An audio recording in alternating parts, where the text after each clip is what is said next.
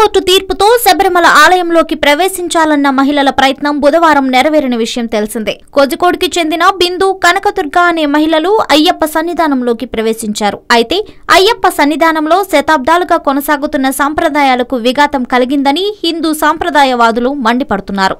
మరోవైపు నిషేధిత వయసు మహిళల ప్రవేశంతో ఆలయ పవిత్రత దెబ్బతిందని పూజారులు ఆగ్రహం వ్యక్తం చేశారు.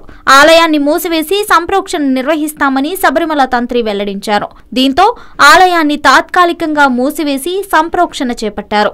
మరోవైపు మహిళలు అయ్యప్ప దర్శనం చేసుకున్నట్లు వస్తున్న వార్తలను కేరళ ముఖ్యమంత్రి పినరయి విజయన్ ధృవీకరించారు. 50 ఏళ్లలోపు వయసున్న ఇద్దరు మహిళలు బుధవారం శబరిమల ఆలయాన్ని దర్శించుకున్నారనేది నిజం. అంతకుముందు భద్రతా కారణాల వలన వారు ఆలయంలోకి వెళ్లలేకపోయారు. అయ్యప్ప దర్శనం చేసుకునేందుకు వచ్చే మహిళలకు మరింత భద్రత కల్పించాలని పోలీసుల్ని ఆదేశించామని పినరయి తెలిపారు. మరోవైపు కేరళ ప్రభుత్వం మంగళవారం నిర్వహించిన మహిళల మానవహారంలో ముస్లింలు, క్రైస్తవులు పాల్గొన్న విషయం తెలిసిందే.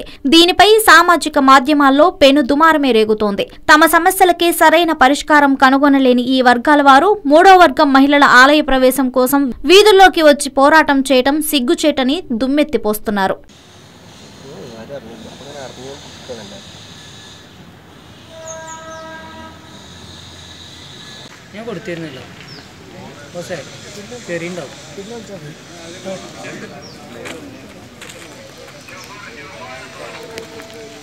ഇപ്പം ഇങ്ങനെ രണ്ട് യുവതികൾ ശബരിമലയിൽ ദർശനം നടത്തി എന്നുള്ളൊരു വാർത്ത വിവിധ മാധ്യമങ്ങളിൽ വന്നുകൊണ്ടിരിക്കുകയാണ്.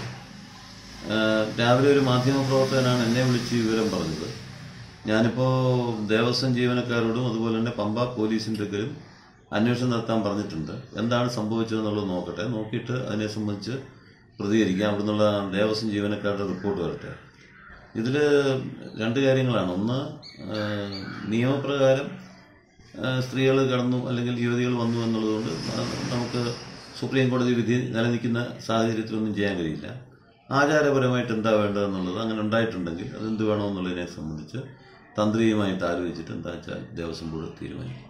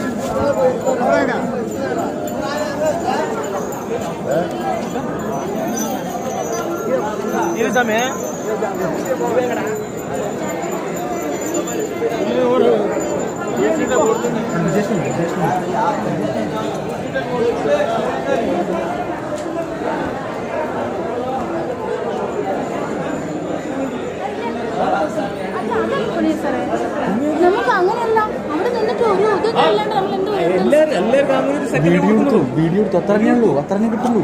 എടുത്തു, കിട്ടി സമയത്ത്.